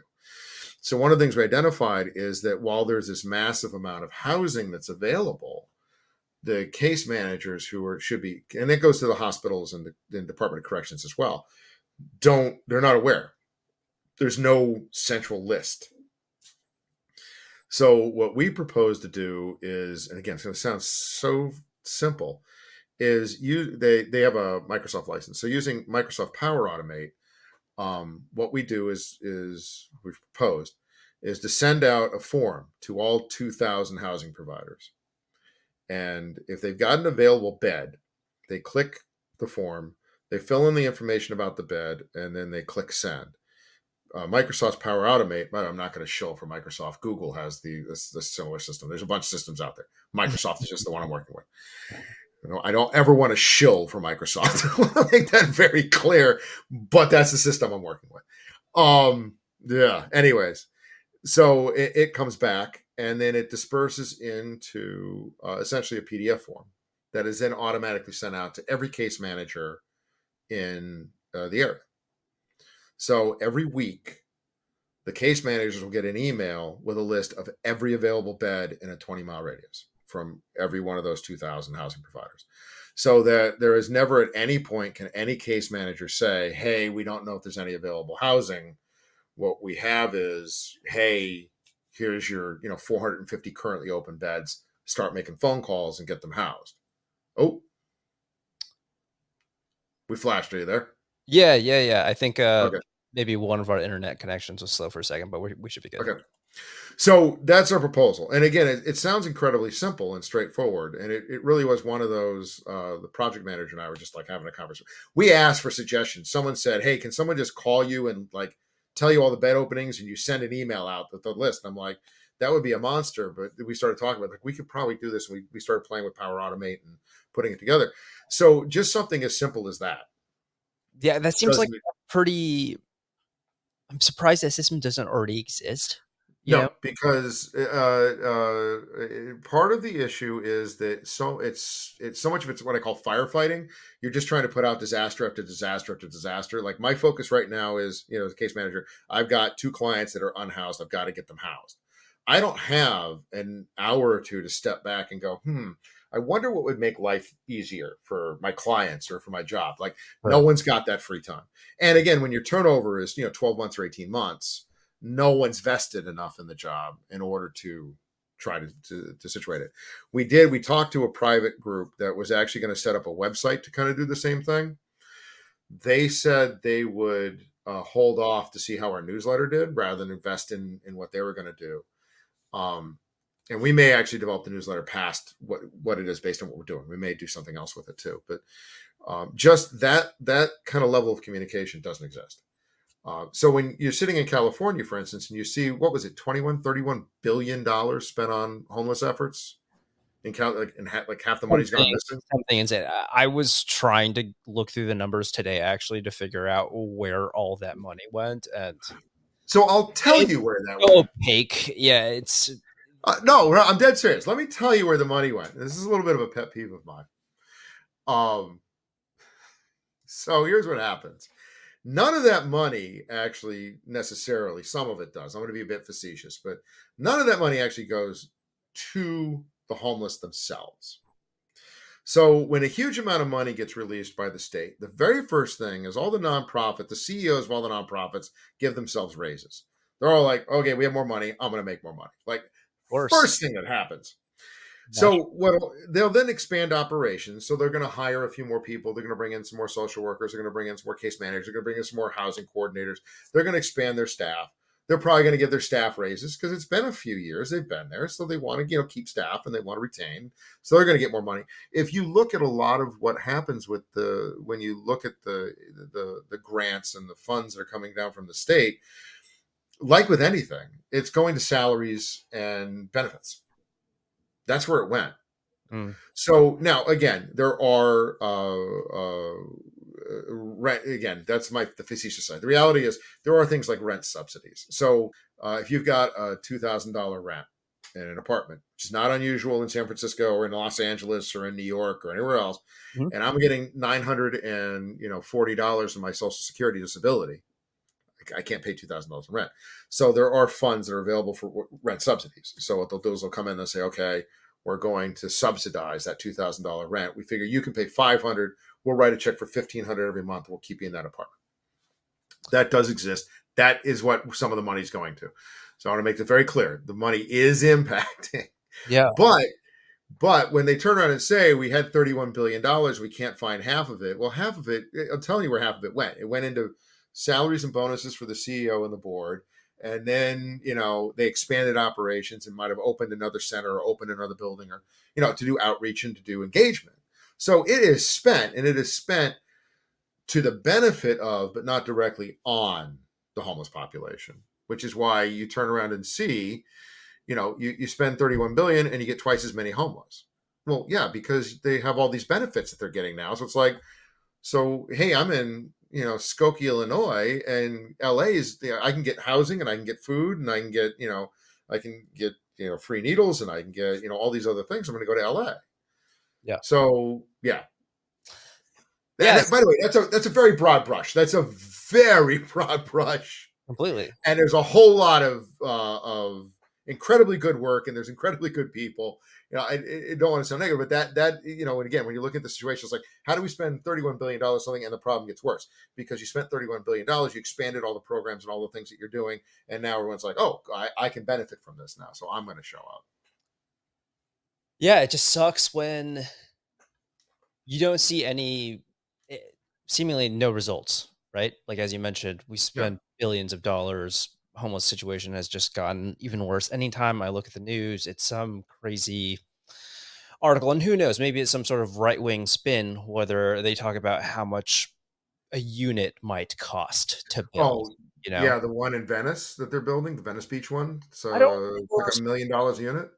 something like that, and I don't Yeah. know if it's true, but just on its No, face, it's you true. hear that, you think, No, it's "Oh, well, it's true. shit, we're all busting our asses to for a roof over our heads," you know what I Yep. mean? Just from a casual who's not really following too closely, you read headline like that, and you're Yep. thinking, "Well, what the fuck am I working so hard for if the government's gonna spend X amount of dollars building units for homeless people, like, why not just join the party?" So Well, and it's yeah. So so here's the it was if I remember the story correctly, it is a 140 unit building they want to put in or around Venice Beach, somewhere down there they want to build, and so it's going to cost $140 million to build. And shocking that a building in Venice Beach is going to cost over 100 million. Like, no kidding. So it comes to $1 million a unit. Now, again, it's a million. The unit's built and then it's maintained and it exists. So it's not like it's one use thing. It's going to move into the future. But I think no, people get upset because they're like, well, wait a minute, I'm paying how much rent to live in Venice Beach, or I paid how much to buy my house, and now someone's going to get to live down here essentially for free. And again, I go back to, if you're from the community, you should be able to maintain in the community. But I think that's the community coming back and saying you're importing people from outside the community into the community that have no community ties or connections in order to live here. This doesn't make any sense to me. yeah. So I understand the resistance, and again, while this is California's kind of approach. Um, there are, as you noted, Tennessee, and again, I don't know specifically about the hey, we're going to make you take housing, but I know that there's a prevailing attitude about it. Mhm. That you have more and more, I think, of a push in other locations to get to. We're going to go back to some form of large scale, broad approach that will allow us to house a large number of people in a location, provide services in that location, and make it available there. So I'm loath to call it hospitalization because of the negative attachments that come from back in the day. But I think that's the model that a lot of folks are now looking at. Is this the best delivery system for folks? And again, as you noted, there are people that are homeless once and they recover and they move on. This, I think, is the attitude for perpetual homeless people who housed and unhoused multiple times due to the mental health, the addiction, and the trauma history that they've got. So, as I have pointed out, which is the more humane approach, to put someone in a structured location where they get 3 meals a day, they get their meds regularly, they get access to services, um, but they lose some freedoms to be there, Yeah. or you give them their freedoms, but they're filthy, diseased, and using drugs on the street. Like, what is the more humane approach in that Yeah, situation? right. Yeah, Yeah, I don't know. I mean, yeah, like I said, I understand a lot of people's perspective of like, "Hey, they're from here, you should be able to be homeless everywhere," but at the same time, I don't necessarily I don't know, I understand that reasoning, and at the same time, if I were to be a homeowner, which, in LA is goddamn near yeah. impossible, but, let's say we cross that bridge, I Well, I can understand. you know, it's like, hey, we just invested, we just bought this house, we're super excited, and then you look out, expecting a beach view if you're lucky enough, or whatever it is, and Yep. you see a homeless encampment, and Yep. that's got to be really tough as a homeowner, right? To be paying these taxes and then to not even feel like your kid can go outside. Well, Uh, and yeah, and that's the substance abuse and the drug use and some of the crime and violence that's associated with it. And again, that's where, where do your rights end and my rights begin? Like, where's that line that we want to draw? yeah, And where is we as a culture and a society, are we going to be humane to the people? Again, and I think that this is a this is a 50-year-old problem. So this isn't even necessarily a one generation problem yet. This is something that started in the 70s because the hospitals were emptied, and then we've had. I mean, the why can I not Live Aid? It was Billy Crystal, Robin Williams, and Whoopi Goldberg did a annual comedy special every year to benefit the homeless. Like, that was in the 80s. So it was a recognition this was a problem, but at the time it was a recognition that it was a small enough issue that, hey, we're going to have this benefit concert and we can raise enough money to support nationally kind of efforts and what's going on. yep. I'm not so old that I don't remember, in the early 90s being able to go into New York, and like you could go in Manhattan and not see, you might see like one or two guys looking for spare change. Like, that was it. That Yeah, was it. yeah. Like, No, I remember. Like, I'm 35, but I mean, I remember when I first moved to LA, there'd be a couple homeless people. yeah. You know them by name, you Yeah, know? yeah, yeah, yeah, yeah. Yeah, and That's, my personality. Like, you knew who they were and you knew something yeah. about them, and it was You'd be kind of like, who they "Oh, let's bring were. yeah, we have leftovers, let's bring him near Sam. I know where Right. he'll be. He leans across the UPS building." I'm not even making up. There was a homeless guy named Sam No, that used to I live, know. Yeah. on the UPS building, Santa Monica Boulevard, and literally, like, height level, you could tell, like, the paint was discolored, like, it was the building was maybe 20 feet high, but, like, the first 6 feet of the building was just kinda dirty because he would sleep standing up, and he Oh, would, like, sleep, yeah, exactly, so you can imagine, like, the first 6 feet of the building were just but to go back but to you it, knew him. yeah, Yeah. you knew him, and he was, he was nice, he was like the neighborhood bum, and in a way, he was like the kinda, it's maybe fucked up to say and joke, but he was kinda like a night he was, like, watching out for the neighborhood in a weird way, you know what I mean? That actually, Or the it's way funny you say that. Yeah.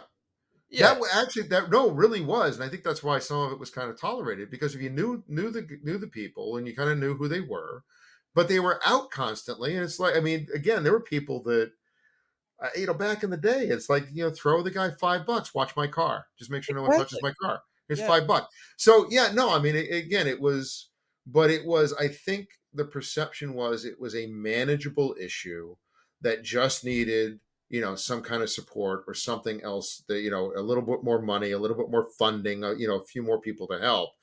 And we've gotten to the point now, 50 years later, where it's this massive, massive problem where, communities are being overwhelmed. As much as Los Angeles and San Francisco are heavily impacted. And again, part of it is, and I haven't done research on it because I'm focused on kind of the East Coast and Midwest. I don't do any work on the West Coast, but part of it I do wonder is about cost of living.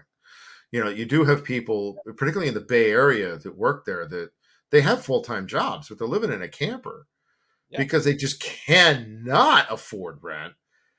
yeah, And I mean, I've looked at San Francisco, just was jokingly. I'm like, you know, as much as the household brings in, there's no way in hell I could afford to live out in the Bay yeah, Area. That's the rent insane. $4,000 $5,000, So yeah, so you say about it being a homeowner in LA. I mentioned, so the family, we're from Texas originally. We're living in Oklahoma. My grandfather moved family out to LA.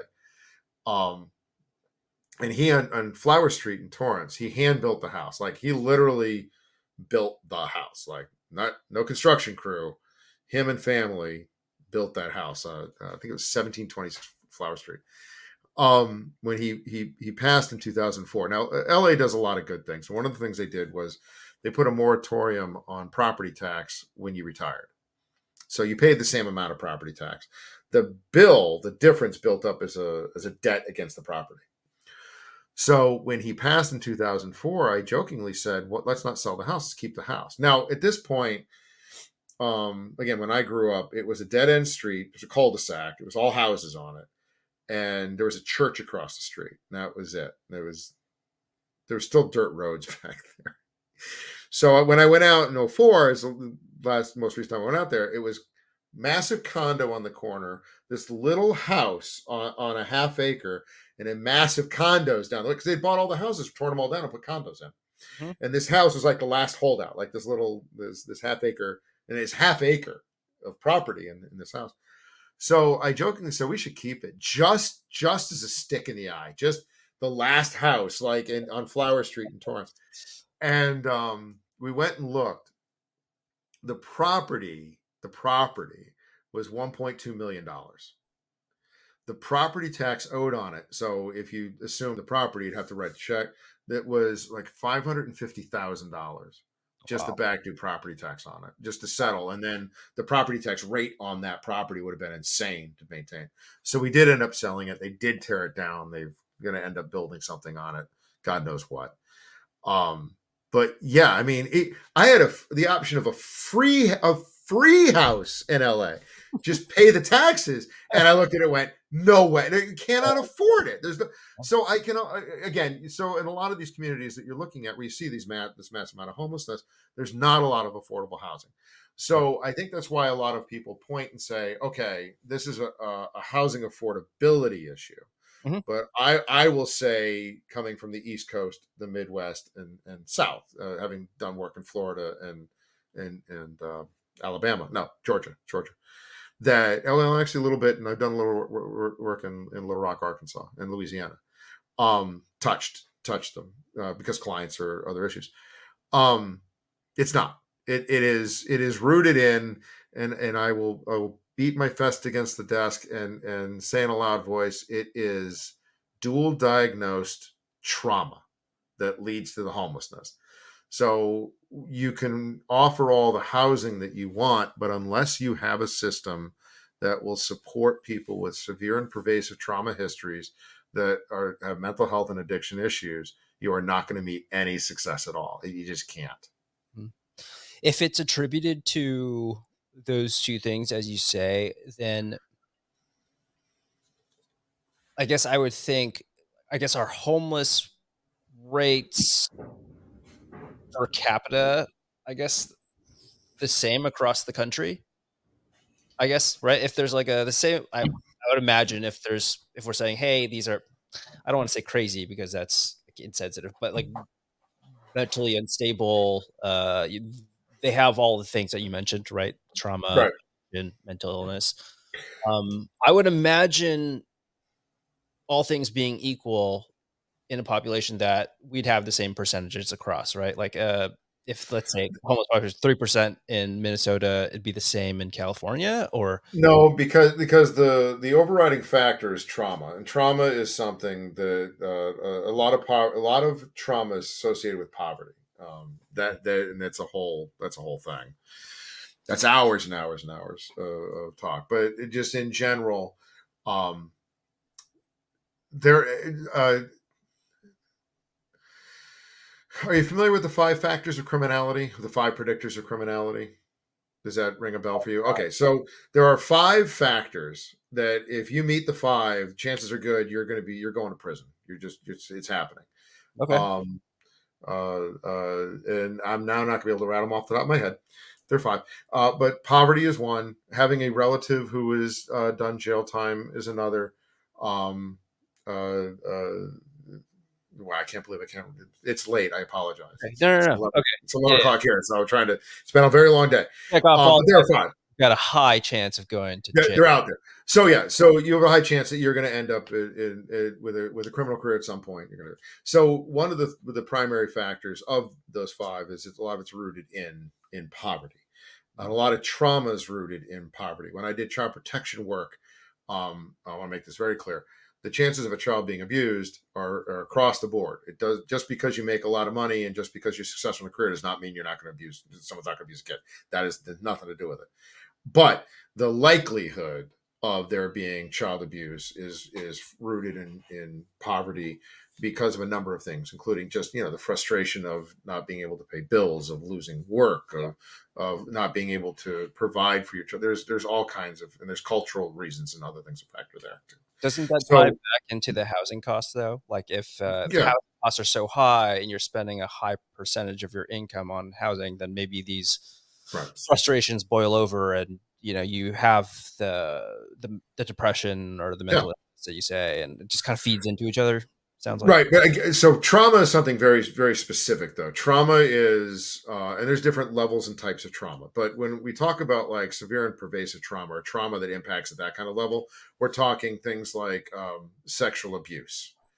We're talking severe physical abuse. We're talking like something, a profound death, a severe injury, something that has impacted the person at such a level that that trauma now kind of dictates and motivates the way they perceive the world around them.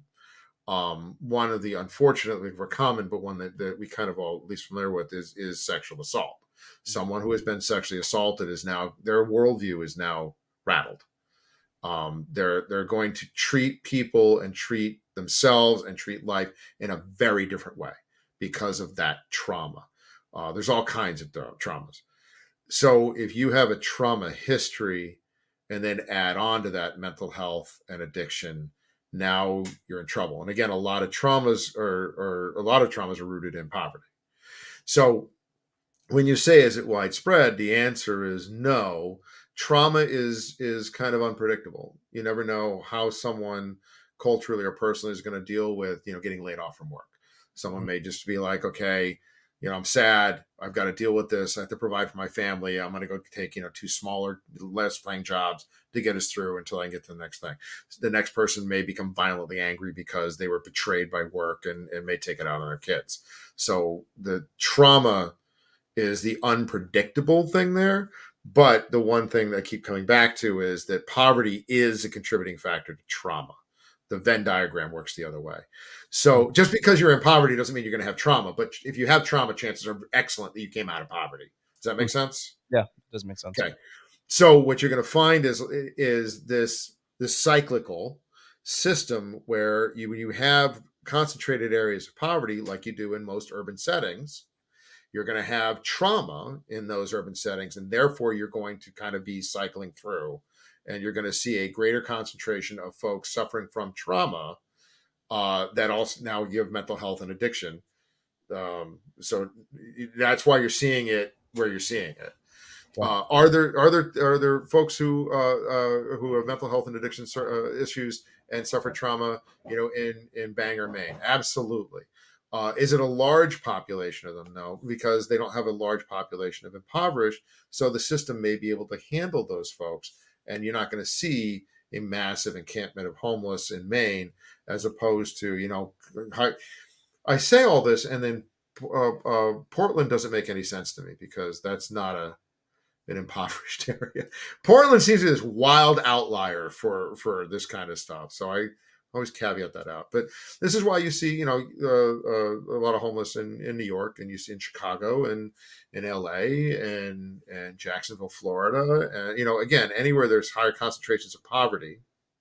And again, I want to make sure I say this very clearly. Just because you suffer poverty doesn't mean you suffer trauma. But if you have a trauma history, chances are excellent it came out of poverty, if that makes sense. Yeah. So I think that's why it's a disproportional population. It's not evenly spread. It's different in different parts of the country. Does that make sense? Yeah, that does make sense. Well, Michael, this has been super fun chatting with you, learning Good. about Thank you. this. I think as I've got a feeling things are going to continue to get worse. I hope I'm wrong, but as things continue to go down this path, I'm sure that I will have a deep desire to reach back out to you and do this again. Oh no, anytime you'd like to. And again, I'm a positive guy. I wouldn't be doing this work for this long if I wasn't. God knows. Um, but I think that you're right. I think it will continue, and unfortunately, from my perspective, and the negative thing that I do have to say is there is too much money to be made here in homelessness for it to change. So until the money dries out, until you can't generate a large amount of revenue off of this problem, it'll continue. When the money gets shut off, you're Yeah, going to see a dramatic change in our approach to right. how we deal with this problem. So once So we as did long devise that. Yeah. So as long as someone can walk in and in LA, I based on with my background experience, I can go open a trauma center. I could probably get a 7-figure grant from the state of California. I could be Wow. paying myself a good amount of, oh no, I could be paying myself a good amount of money to run this and go some services. And I know what I'm doing, so I can offer services and I can hire people to do it. And I could, on the books, I could show some good stats and I could show progression. I could show some other stuff that would justify 7 figures. But I'd be making a good living. Are Then there again, salaries, public information for those type of your organizations? your state workers, yes. Your nonprofit privates, no. Although nonprofits do have to file. What is it? It's not. It's a G form. Nonprofits have to file forms. So, and they have to account for what they take in. They have to account for their board.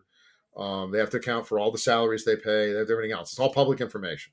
So yeah, you could go in and you could see. I mean, that's how we know what like the CEO Yeah, of public public company. Yeah.